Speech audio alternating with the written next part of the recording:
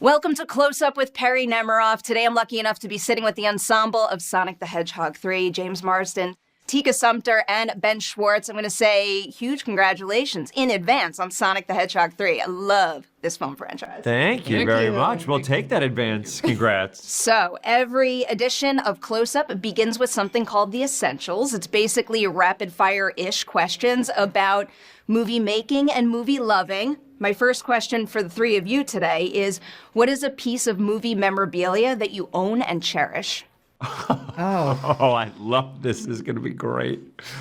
What have you stolen? Not how I phrased it, but... I have everything I've ever done, I take a prop from. So I have something from every single thing I've ever done. And I think the best thing I did is when we wrapped Parks and Recreation, Mike Schur gave me, I played a character named John Ralphio, and he fakes his own death. And he gave me my gravestone that we filmed with. So in my office, I have John Ralphio Saperstein's gravestone. But I also try to collect animation cells from TV shows and like other memorabilia, so I have some other people's stuff too. But that's my favorite thing that I'm like excited that I have. I could literally sit here and make this whole interview about all the things you've collected over your It career. would be great. I also collect cards and comics. We can't do this right now, but yeah.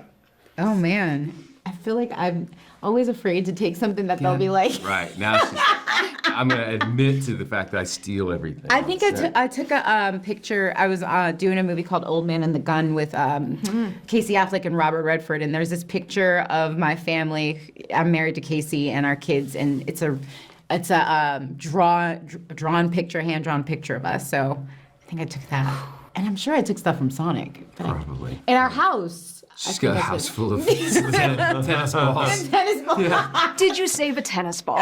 No, I should have. She stole I Jim gotta Carrey. take more stuff. Yeah. I just asked politely and then you give it. Yeah. Sure. I was allowed to keep the first costume from X-Men. Ugh, all he does is talk about The, X-Men. I can't believe we're starting so early. First interview. And then I bought the house from The Notebook. Great line. Oh, James is gonna be on fire in this interview. I live in it in Charleston, South Carolina. No, that's the first thing that came to mind. Yeah, the very uncomfortable. I think that's an A+ X-Men reference right there. I respect that so much. All right, second question on this list here. If you could learn more about one job on a film set, what job would you pick and why? Ooh, great question.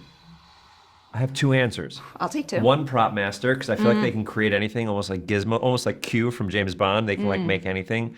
And I love all the DPs I know. I'm always like endlessly fascinated by exactly how they light their sets and how they pick their crew and stuff like that. But I found that conversations with DPs become such like heart-forward conversations about cinema and movie making, and we just nerd out forever. But love all the crews, but those are the two first that popped up into my head. I think casting directors. Ooh, I like that. I think they're interesting in like, why did you choose these people? What is the thing that made you say, yeah, you're it, or they're it, or whoever, or I'm not it? I think that's interesting. And then also, I think getting more in the director's brain of why they've chosen what the shots that they've chosen, the storytelling, every aspect, especially Jeff. I feel like he's had so many critical choices to this film. Even like the first one where it came out and everybody was like, the look is crazy, Sonic looks insane. Like, what was the thing in his mind? I was like, you know what, we should go back to the table and like do this, reframe it, redirect it. And I don't know, I just want to know all his choices and why, which I can call him and ask him. So why am I saying this? Yeah, I guess I would say, I'm fascinated with lighting.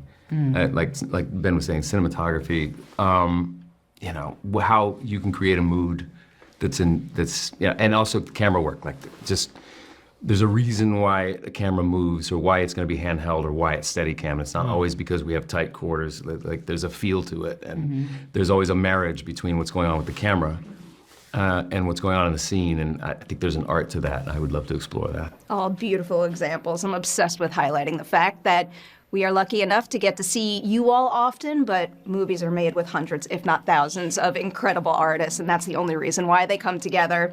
Here's my last essentials question for you. It is a biggie. Can you each name a movie that inspired you to do something? Like pick up a new hobby, call your family, something like that. Pick up the phone and call my family. When I was, this isn't a movie, it has to be a movie. When I was in, It could be a TV show when if I you was in want. high school, well, I'll do a movie too. I saw Bring the Noise, Bring the Funk, and took tap dance lessons the next day. Literally saw Savion Glover in that, and the next day I had dress shoes, and we put something on to sound, and went and took tap lessons for 6 months. But movies, I guess I saw Back to the Future and then invented a time machine. Oh. Do you guys know I invented a time machine? No. What? Oh, yeah. I can travel back and forth in time wherever I want. Is your time machine a DeLorean? It was. Okay. Just want to make sure yeah. you're following the right blueprint. Yeah. Flex capacitor, 1.21 gigawatts, the whole thing. Yeah. Makes sense. That's so good. That's so crazy because Bringing the Noise. I saw that Bringing the Noise, Bringing the Funk 10 times. It's incredible. And that's how I met my friend Dule Hill, who was part of it. Yeah, you know Dule. But for me, what movie? I would say Good Will Hunting. And I don't know. Made you want to get into math? It also made me want therapy. Maybe become a janitor. No, for some but reason. I recently met Matt Damon at an event, and I went up to him, and he was so nice. And I was like, "It's not your fault. It's not." He just was like, That is a movie that inspired you to do something. I think that fits. it just touched my heart so, and it made me want to be an actor. To be honest, that movie was like, whoa for me. And so I went up to him and I was like, I hugged him and I go, "It's not your fault." And he was like, "Oh my God. Well, how about them apples?" I mean, Yeah. Good. Or you want to be from Boston with the accent, you want to practica, and that kind of thing. It's fun. For me, it was Jurassic Park. I got into trying to recreate dinosaurs. I have that same problem. Do you? Did you? Jurassic Park's my favorite movie of all Are time. you kidding, really? Unbelievable. I learned nothing from those movies. If I had the technology to bring back dinosaurs, I 100% would create a park and do it. Oh, wow. really? How far along are you with your I experiments? didn't get very far. Okay. No, I love the film, but honestly, I think what would be I have a movie that made me not want to do something. What? Jaws. Oh, yeah, that's good. When it kept me out of the water for a while. Okay. But now all the kids, my daughter's like, "That's so fake." She's 8. She's like, "That's so fake, Mom." Oh yeah, it's Really? a sad thing when you Terrified. watch this movie. I'm You watch terrified The of sharks Exorcist still. with your kids now. They're like, Look, her head's swiveling. my heart right now. Yeah, I Still know. feels Jurassic so Park, real. probably one of the best DVD bonus features of all time when they show you exactly how they make it and how they started with the stop motion, stuff like that. Oh, yeah. Unbelievable. I'm obsessed with the combination of effects that they used to Yeah, make that unbelievable. It movie. still holds up to this day. It's Without some a of doubt. the greatest digital effects. I'd be curious to know what the CGI. youth thinks about that movie, because that's one movie that never loses its movie magic for me. best. But then it's just you're using it not because you can. You're using it because it's a tool to like you said, balance it with practical effects as well. Perfect combination right there. Forrest Gump's another one, right? They use that to take things out, not to put things in. Yeah. Like his leg, and just being judicious and smart about how you use CGI instead of just being like, "Throw it all in there." yeah, let's animate everything. I'll get to this eventually. This franchise uses it exceptionally well. It's very impressive. First, I have a question for all three of you about your filmography. And we've kind of touched on this a little bit, but I love the fact that the work that you do matters to people out there. So can you each tell me the first time you recognized your own ability to create movie magic to maybe inspire others or, just spark people to love movies as much as we all do? I did these specials on Netflix called Middleditch and Schwartz, where it was long form improv, and it was one of the first of a few specials that did long form improv, which is this very specific comedy form. And watching people, as I've toured with Ben Schwartz and friends, see that and it inspired them to do improv, and now they're coming to my shows was hugely warm and incredible, and made me feel like we try to do this thing to make people laugh, and now these other people are learning this skill set that we love to try to do the same thing. And so that to me was one of the big ones, I think. Great example. Beat that. I probably won't. One time I was Cyclops and I made my eyes red. We're still searching for the movie magic moment. I mean, truly, though, with X-Men, I have to imagine that you've had a multitude of fan encounters at conventions and stuff like that, was because those are absolutely special what environments. I was going to say is that was just, I'd never done anything close to that, like a project that had that sort of cultural impact on, it was just immediately, you were kind of known throughout the world as this character who's this iconic character from this revered comic book, and and I was 26 and it's like, whoa, this is you walk down the street, and I had done work before that, but like now it's like you're Cyclops, you're the like Forever. am I, you know? So that was the first time I felt the real impact of the positivity and the joy that brings to, you know, these fans that have, you know, since they were kids, just getting immersed into the comic books and now seeing it realized on the big screen and done in a really in a really good way. So yeah, that's what I would say. Yeah, for sure. I would say I did a bunch of episodes I had an arc on Gossip Girl. And I didn't realize how, I remember going into the audition, I've never saw Gossip Girl in my life, and I didn't realize how impactful, especially in New York, I didn't know all these crowds would be all over the place and how impactful it was for culture to even now, where girls are like, oh my God, when you came on screen, I saw myself and I could be like, all the boys were after you and you were like, no, I'm about my business and I'll see you later and I'll call you. It gave them like joy, but also feeling like they have some agency in life. But it was just fun to be in New York and do that. But I didn't realize how big of a show it was during that time. So when I did it, I think I was the last one in the audition and I got it. And then I went on set. And it was just crazy. Like, I've never had an experience where it's just like, oh my God, you're Raina Thorpe to this day. You know, people are like, you were on Gossip Girl. I'm like, girl, yeah, I was. That was so long ago. I still have my DVD box set. Yeah. But for other girls to be like, oh my God, when I saw you, I saw me. And it was impactful for them. Love I that. love that. I just thought about 4 or 5 more people. You were in Gossip Girl. I forgot the word. I forgot the word magic that you used. Now it's all clicking. Enchanted, I guess. Hairspray. Counts. Yeah. Leaning into Sonic the Hedgehog 3 full force now, the first thing I wanted to ask you all about was the changing family dynamic, because I love how this franchise is so heavily focused on Sonic's found family, and in film 3, it grows, it evolves quite a bit. So what can you tease about how the family dynamic between all these characters changes? I mean, we're seeing him grow up. We're seeing him grow up, and you know, these themes of like letting your child make their own mistakes and letting them find their confidence and their voice and their identity. And you see Sonic growing into himself and feeling more confident. And from the first film where he wanted to be accepted and feel like he had a home with somebody, with a family. And now he's, you know, he's overcome those feelings of, I mean, Ben can speak to this more than I can, but you know, you're met with those obstacles of self-doubt and do I belong here and what's my purpose, and as he gets older and he's Has his team. surrounded by surrounded by his family, but not only his family, his friends, where he feels like I'm allowed to, you know, I'm allowed to be myself around these people and do good and get out there and do good. And so he's discovering, you know, he's evolving and he's evolving in a really safe place because he's loved by all these people that surround him.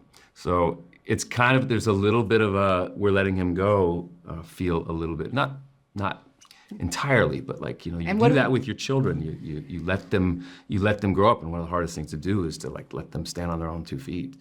And you know, And then what's your identity too as parents? Yeah. You know, after they go, right? Like, what do you do? What do you, beside work and all the things? Like, what are your hobbies? And you see a glimpse of that for a moment in this movie when he takes off. Exactly. Yeah. Ben, I'll switch it up for you a little bit. I'll give you a big two-parter about voicing Sonic. Wow. What is something about your approach to playing this character that has stayed the same from film 1 to now, but also what's something about Sonic's film 3 arc that demanded something different from you? Great question. Thank you. That's a sincerely great question. Okay, so one of the things I think that has stayed constant is I think of Sonic still as kind of like, I think in the first movie what I saw from him was basically he's this kid who's so excited, the idea that in the video games he runs really fast, but I think also he talks fast. You know, he wants to be a part of a family. He's really lonely in the first film, and then he finds Tom and Maddie, which I think give him a sense of like, you know, he's an outsider at the beginning, nobody wants to really talk to him, and he finds his family. Second movie, I think that it's like he has to learn how to be teammates with Tails and kind of grow up a little bit. And I think the third movie is more like he has to learn how to be the leader of the team and what that means to share the spotlight. And he doesn't have to do everything himself. And that's a big lesson that both of them teach in the movie, where it's like, you can't do it all yourself. You have to be a member of the team. So I think the thing throughout all those is that I think he's always snarky. He's always funny. He always loves really hard. He loves his family and he loves his team a lot. That's the stuff that stayed the same. The stuff that changes is, I think that with you guys, you can see him growing up in that he kind of breaks the rules with you a little bit more, and he's growing up as like a kid a little bit more and stuff like that. So there's more, and also the stakes of this film are like monumental. This movie is enormous. Like, the movies keep getting bigger. Tokyo, London. It's crazy. Yeah. It's like they get so big, and the CG is so big, and the action sequence is so big, and the guy from Speed is in our movie. So it's like, everything is becoming enormous, and so the stakes are so big that when he has to get serious, he has to get serious, and I think he does it in a little bit more of a mature way. And when he sees that he's failing, he's able to handle things. He's not an adult yet, but he's really growing up, and you're watching him grow up. And he's able to ask for help. Yes, that's a big thing, is him learning that he can't do everything by himself. Okay. I'll follow up on what you just said about the guy from Speed. I'll go there next. What's his name? I seem to just, all I could think about is Speed right now and Sandra Bullock. You haven't seen the finished film, so I'm not entirely sure if you can answer this to the fullest, but when you first heard that Keanu Reeves was cast as Shadow, what was it that made you think, like, yes, this is the perfect character-actor pairing? It's Keanu Reeves. Yeah. I mean, he's just, he's got that brooding sort of dark side that's also, he's so sweet and like lovable as well. You can tell he's not just, I think his John Wick stuff is like, I don't know, the action star, kind of dark side to him, the Matrix, I don't know, just a perfect fit.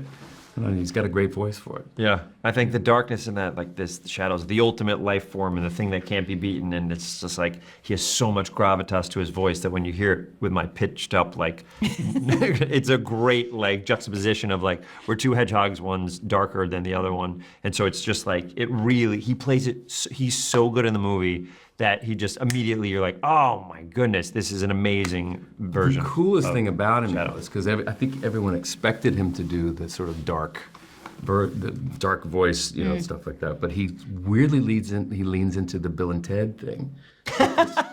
His performance as Shadow. You would never think that. He's a lot like his Point Break and Parenthood roles more than anything, which is crazy. Okay. I also could spend this entire interview just going through Keanu's filmography. Yeah, Constantine, should we? Here's another thing that I don't know if you'll be able to answer, because I don't know how many of you directly got to work with him while he was doing this, but the thought of getting double Jim Carrey in this movie delights me to no end. If you did get this chance, what was it like seeing him pull double duty in this film? Yeah, we did saw get a to little see bit of it, it. a Yeah, little we saw bit, some of it, and it's a joy. I mean, we just sit there with a smile on our bowl face. of popcorn We're watching goofy. him do his thing. He's a master. He really is. Like, Ben's talking about improv and all this, and obviously he can do that. But his approach has always been like, to come in with like literally like sheet music. Like he knows exactly Ideas, what he wants to do that day. With each line, he's very big on being specific. Yes. And it's like watching somebody Paint or sing it's a really cool to see. And he's very meticulous and very, very much a perfectionist about all of his stuff. So it's really fun to watch. And he just surprises you so many times with things that might not necessarily be in the script even. It's just like, oh my God, just a brilliant, brilliant mind. And he cares so much, his dedication to what he brings to this character. It has to be, you can tell that he will never settle for like, that's kind of funny or kind of a good take. So anyway, it's just really, really interesting to watch. I love the thought of caring so much, because there's a lot of people out there that care a whole lot about Sonic. So the fact that people behind the movie care just as much, I think makes all the difference. I'll kind of lean into that, and I think you used the word joy. And I love asking this question as often as I can. A director recently put it in my brain because he was telling me about how happy it made him to see his cast and crew have so much joy when bringing this story to life on set. So now I keep asking this question. When you were making Sonic the Hedgehog 3, what was the moment on set or in the booth when you experienced the most joy as an artist? Oh my gosh. These are great questions. These are great. I think walking into, I can't say what scene it is, that walking on these sets that are huge, right? You're almost like a little kid. You're like, I can't believe I'm here. Not only am I working with James, I'm working with Jim, I'm working with Ben, like I'm working with all these people. And I think Jeff Fowler, I always say the attitude of a set comes from the director and it trickles down. That was the calmest, most, I think all we did was laugh when we were off camera most of the time. Like, we talk so much, we bicker like real husband and wife. And like, all we did was laugh, and I kept going, it's so quiet. Nobody's yelling at each other. It was so peaceful. And I don't know, there's something that brought me joy, that everybody was doing their job at the best of their ability, and everybody just they want the fans, they want people to love it. And I think that's what brought me joy, and that they care for us. They really took care of the crew.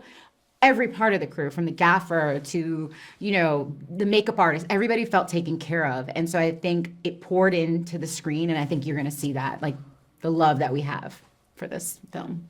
Yeah, I agree. wait. It's a real joy. It's It such is a joy to make. It really is. just And fun. it's not always the case. And It does feel like a family on these movies now, and it's a really special thing to have a movie that knock on wood, that people are gonna go see, and they're gonna love it, and they're gonna share it with their families, and it just makes you want to show up on set, and it makes you want to go in there and play and watch Jim and play with Jim and and work with Jeff and work with Tika and everybody, and it's a unique experience, and yeah, it's every day's that way, really, though.